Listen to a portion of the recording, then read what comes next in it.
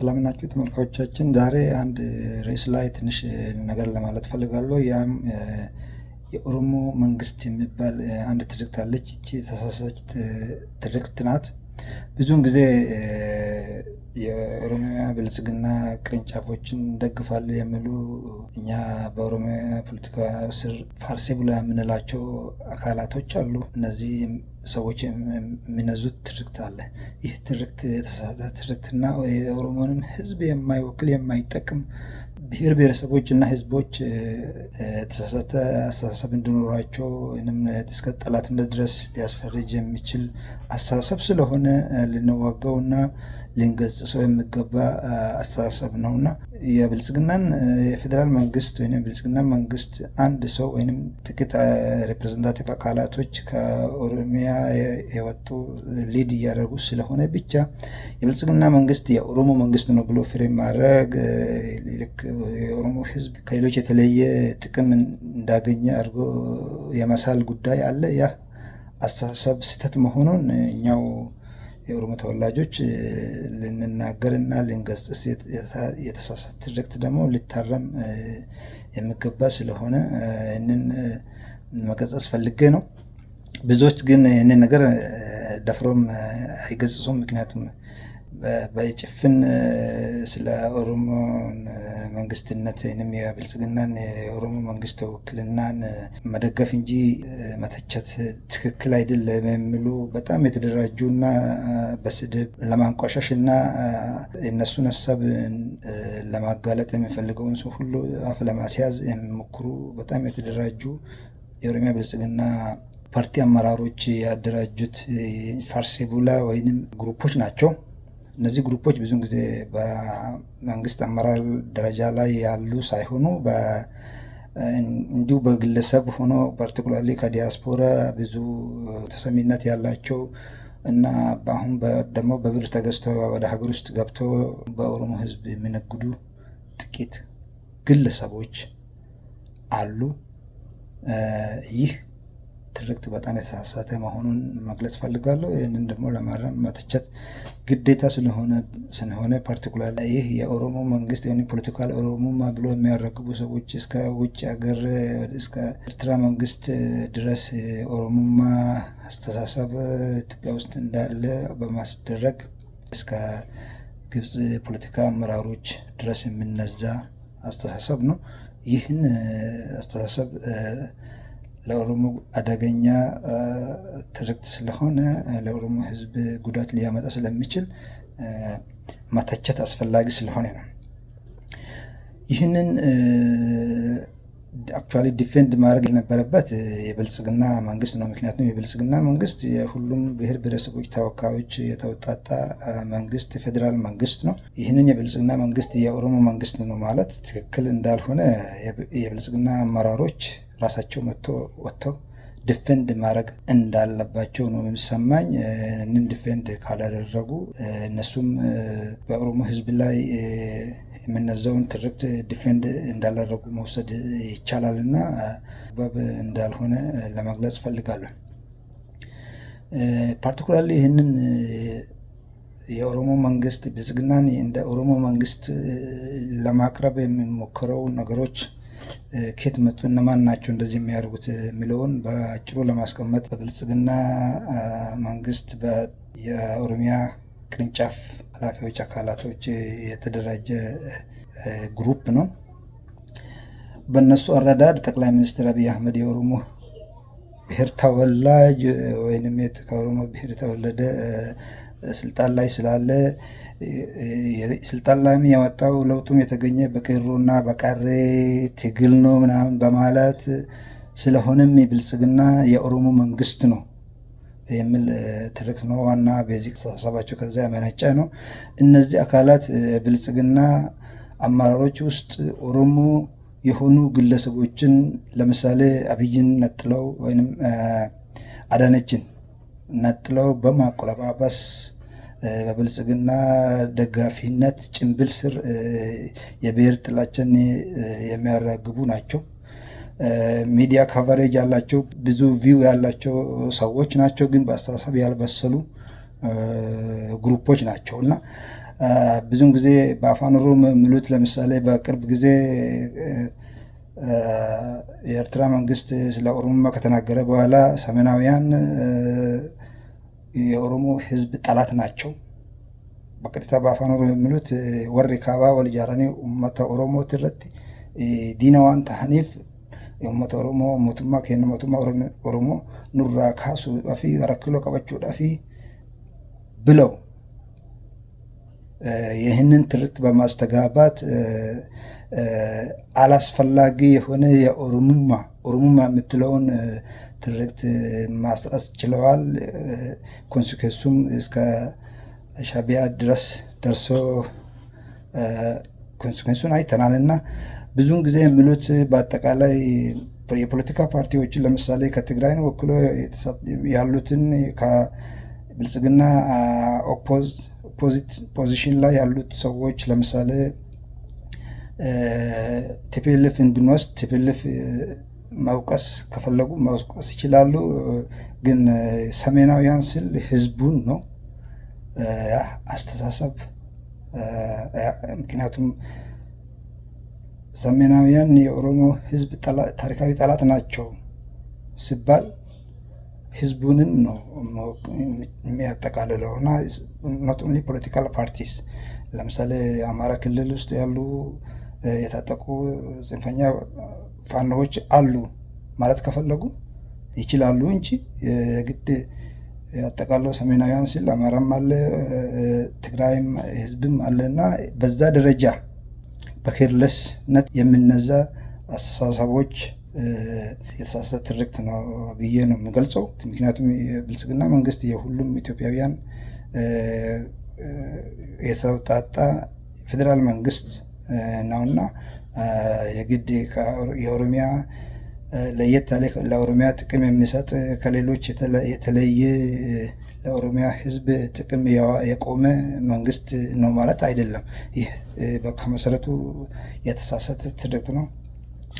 በሌላ በኩል ደግሞ 4 ኪሎ የኦሮሞ ናት ወደዚህ አትጠጉም ሰሜናውያን ምናምን አለ የኦሮሞ ናትና ስለዚህ የ4 ኪሎ ፌዴራል መንግስት የኦሮሞ ነው ብሎ ያንን በማያያዝ ይህ መንግስት የብልጽግና መንግስት የኦሮሞ ነው ለማለት ከፈለጉ ያ በጣም የተሳሳተ ትርክት ነውና ህገ መንግስቱን አሻሽሎ ወይ በግልጽ ብልጽግና መንግስት የኦሮሞ መንግስት ነው ማለት ይችላሉ ማኒፌስቶ ቀይሮ። ምክንያቱም የብልጽግና ማኒፌስቶ እንደዛ ስለማይል ማለት ነው። ወይ ደግሞ የፌዴራል መንግስት መቀመጫ ከአዲስ አበባ ወይም ከፊንፊኔ ተነስቶ ወደ ሌላ ክልል ከሄደ ያንን በግልጽ መናገርና 4 ኪሎ የኦሮሞ ናት ማለት። ከዛ ውጭ ግን ፖለቲካል ኮሬክትነስ ያልጠበቀ ጥላቻን ሊነዛ የሚችል አስተሳሰብ ያለአግባብ የተነዛ ስለሆነ ይህንን ትክክለኛ ትርክት ስላልሆነ ይህንን ለመገጸስ ነው። ሌላው ደግሞ ይህ ተቃርኖንም ሊፈጥር የሚችል ስለሆነ ምክንያቱም የብልጽግና መንግስት የሁሉም ብሔር ብሔረሰቦች ተወካዮች ያለበት መንግስት ነው። ልክ የኦሮሞ መንግስት ነው ስትል ሌሎች ምን ሊሰማቸው እንደሚችል ማሰብ ያስፈልጋልና ይሄ ትርክት በጣም የተሳሳተ ትርክት ነው ለማለት ፈልጋለሁ። ይህ አስተሳሰብ በጣም ስህተት እና መሆኑን አልፎ ተርፎም በህግም ሊያስጠይቅ የሚችል መሆኑን መረዳት ያስፈልጋል። ምክንያቱም የፌዴሪ ህገ መንግስት በአሁኑ ሰዓት ያለው ህገ መንግስት በ1995 የተደነገገው ህገ መንግስት ከአንቀጽ 1 ጀምሮ መንግስቱን እንደ ኢትዮጵያ ፌዴራላዊ መንግስት ብሎ ነው የሚገልጸው። ከአንቀጽ 46 እስከ 50 ድረስ ካየነው የፌዴራል መዋቅር ምን መሆን እንዳለበት እንዴት ተዋጽኦ መዋቅር እንዳለበት በግልጽ ያሳያል። ለምሳሌ አንቀጽ 47 የክልሎች መዋቅር እንዴት መሆን እንዳለባቸው፣ ሪጂናል ሪፕሬዘንታቲቮች እንዴት የክልል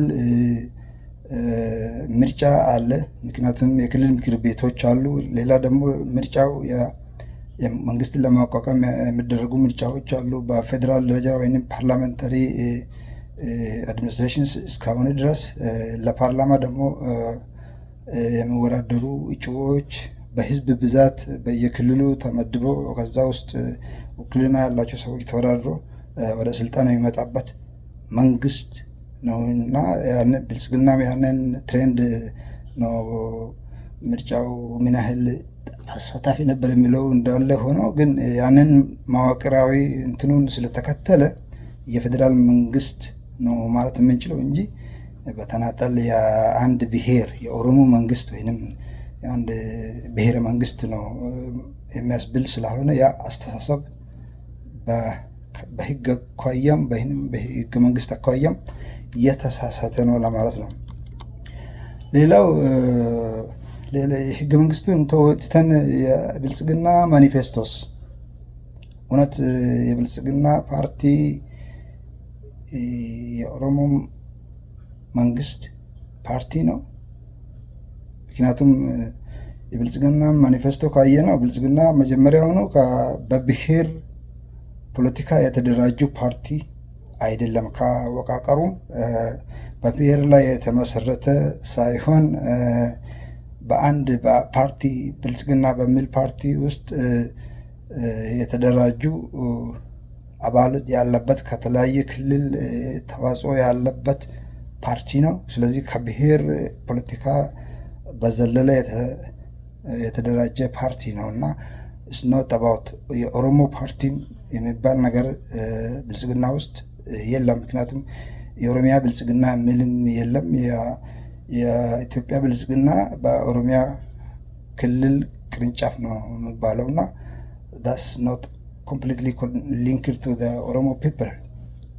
ሌላው የብልጽግና መሰረት የሚባለው የመደበር ፍልስፍናም ካየ ነው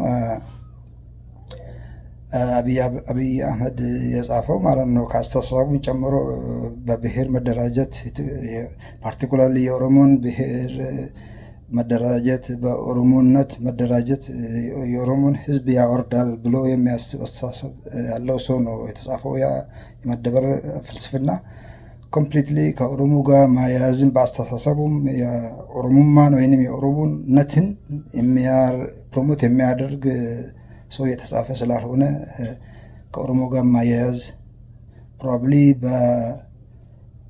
ከኦሮሞ ብሔር የተወለደ ሰው ከመሆኑ አኳያ እንጂ ከሌላ ነገር ወይም ከአስተሳሰቡ ጋር ሊንክ ከኦሮሞ ጋር ሊንክ የሚያደርግበት ምክንያት ያለ አይመስለኝም። ፕሮባብሊ የኦሮሞን በኦሮሞነት ደረጃ የተሻለ አስተሳሰብ ለኦሮሞ ህዝብ ሲታገል የነበረው እነ ለማ መገርሳ በዚህ ቢወቀሱ ይመስል ነበር። so that's not the reason። እነማን ናቸው ታዲያ ይህንን ትርክት የሚያስተጋቡት? ለምን ብለው ነው ይህንን ትርክት እንዲስተጋባ የሚፈልጉት የሚለው አንዳንድ የብልጽግና ፓርቲዎች ራሱ አመራሮቹ ራሱ እንደዚህ አይነት ፖለቲካል ቁማር የጸዱ ናቸው ማለት አንችልም። ከአብይ ጀምሮ አንዳንድ ጊዜ ለጊዜያዊ ጥቅም ሲል ለምሳሌ ከትግራይ ጋር ሲጣላ የራሱን ስልጣን ለመጠበቅ ሲል የአማራን ህዝብ ኢኒሼቲቭ ያደረጉበት ትክክል እንዳልሆነ ይታወቃል። ያንን እንደ ኤግዛምፕል ለመስጠት ጊዜ ባይኖረኝም ለምሳሌ አንድ እንደዚህ አይነት ትርክቶች ኮንሲኩዌንስ እንዳላቸው ለመናገር አንድ ኤግዛምፕል እንውሰድ።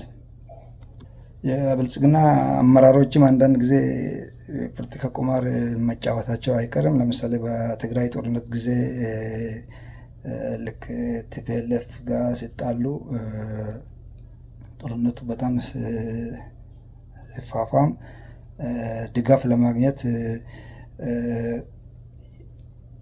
የአማራ ክልል አስተዳደር የነበረው በዛን ጊዜ አቶ አገኘሁ ተሻገር ያሉትን የክተት ጥሪ ማየት በጣም በቂ ነው። በዛን ጊዜ በኮቴሽን ውስጥ በክልሉ ውስጥ ማንኛውም የመንግስት መሳሪያ የታጠቀ የግል መሳሪያ የታጠቀ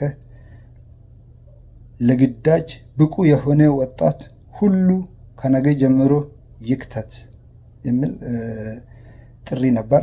ይህ ማለት በመንግስት ደረጃ የታጠቁ የአማራ ክልል ልዩ ኃይሎች ወይም ሚሊሻዎች ብቻ ሳይሆኑ ማንኛውም በግሉም መሳሪያ የታጠቀ ሁሉ ወደ ትግራይ ጦርነት ይዝመት ሲል ጦርነቱን ህዝባዊ በማድረግ ለመጠቀም ሞክሯል።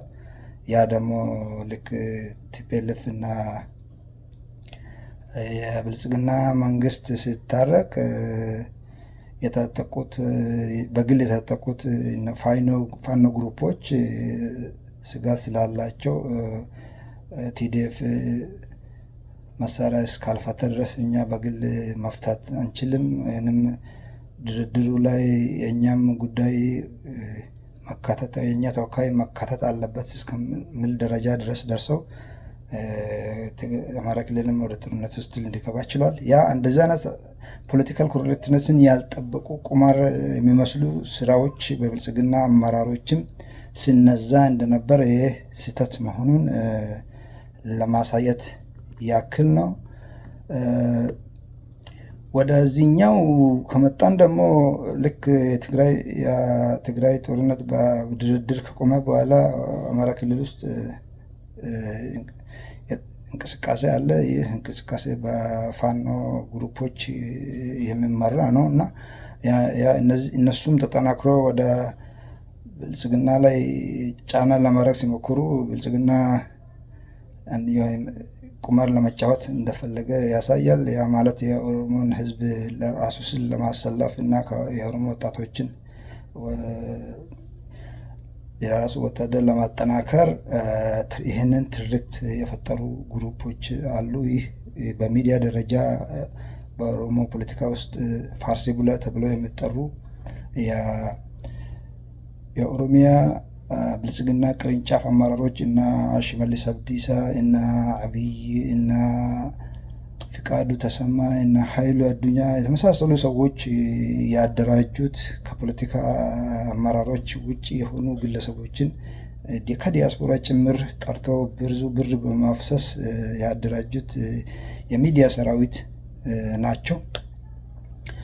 እነሱ ናቸው እንግዲህ ይህንን ትርክት በመንዛት ይህ መንግስት የብልጽግና መንግስት የኦሮሞ መንግስት ነው፣ ስለዚህ ከሰሜን የሚመጣ ማንኛውም ኃይል ኦሮሞን ለመጨኮን ነውና መታገል አለባችሁ በሚል ትርክት የብልጽግና መንግስት የኦሮሞ መንግስት ነው በምን ጭንብል ይህንን ትርክት የፈጠሩት።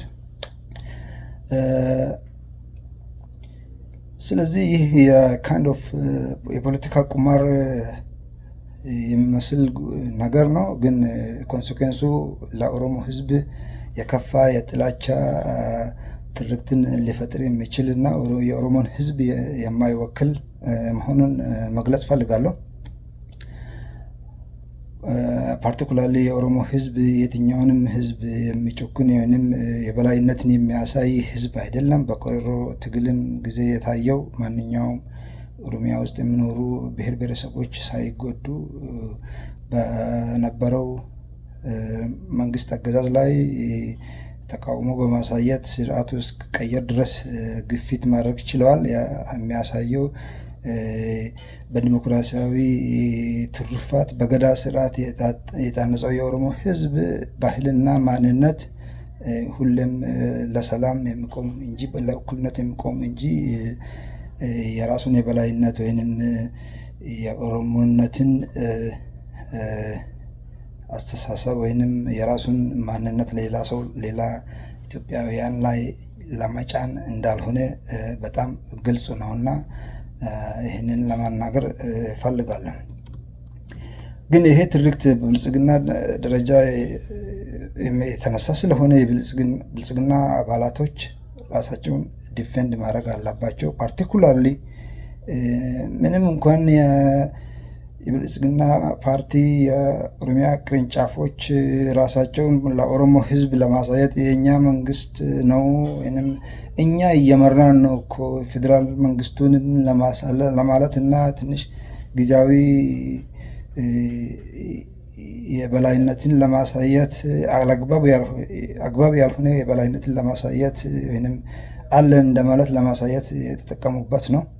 ሌሎች የብልጽግና ፓርቲ አባላቶች ፓርቲኩላርሊ ከሌሎች ክልሎች የመጡ አመራሮች እስከ ከላይ ጀምሮ ፓርቲኩላርሊ ከምክትል ጠቅላይ ሚኒስትር ጀምሮ ከፓርቲ ምክትል አመራሮች ጀምሮ ለምሳሌ አቶ አዳም ፋራህ፣ አቶ ተመስገን ጥሩነህ፣ አቶ ታገሰ ጫፎ፣ ዶክተር ተስፋዬ ቤልጅግ እና አገኘሁ ተሻገር ብዙ ከፍተኛ አመራሮች ይህንን የኦሮሞማን ትርክት ወይንም የብልጽግናን መንግስት የኦሮሞ መንግስት አድርጎ የሚስሉትን ሰዎች ሚዲያ ላይ ሲያራግቡ መቼም ሳይሰሙ አይቀርም። ግን ያንን በውስጥ ዲስከስ አድርጎ ይሄ አስተሳሰብ ትርክት ትክክል ስላልሆነ መቆም አለበት ማለት የነበረባቸው እና የራሳቸውንም ፓርቲ ኢሜጅ ማስተካከል አደጋው ተመልሶ በኦሮሞ ህዝብ ላይም እንዳይሆን ማድረግ የነበረባቸው እነሱ ነበሩ። እነሱም ያንን አለማድረጋቸው በአንድ በኩል እውነትም የኦሮሚያ ብልጽግናዎች እንደሚያወሩት ሌሎቹ አሻጉሊት ናቸው፣ እኛንን እየመራን ያለ ነው እና ይህ መንግስት የኦሮሞ መንግስት ነው የሚያስብል ይመስላል። ሌሎቹ የክልል ፓርቲ አባላቶች ብልጽግና ስር ያሉት ለምሳሌ የማዕከለኛ ኢትዮጵያ ክልል ፓርቲኩላርሊ አቶ ጥላሁን ከበደ እና ሙስጠፌ ለምሳሌ የሶማሌ ክልል አስተዳደር ሙስጠፌ ኡመር እንደውም አብይን ሊተካ የሚችል ጠቅላይ ሚኒስትር ሊሆን የሚችል ሰው ነው ተብሎ የሚወራው እና አወል አርባ እነዚህ ሁሉ እንደዚህ አይነት ትርክቶችን ፓርቲኩላርሊ ኦሮምኛም ስለሚችሉና ስለሚያውቁ ያንን ትርክት በሚዲያ ላይ ሲስተጋባ ይሄ ትርክት ትክክል አይደለም ብለው መቆም ነበረባቸውና አይደነ ዋይ ዴር ሳይለንት። ብልጽግና ደግሞ የሁሉም እኩል ነን አጋርነት የለም ካሉ ከተባለ ደግሞ የበታችነት ስሜት ውስጥ መግባት ያልነበረባቸው እንደዚህ አይነት ትርክቶችን ዲፌንድ ማድረግ ነበረባቸው የሚል አስተሳሰብ አለኝ።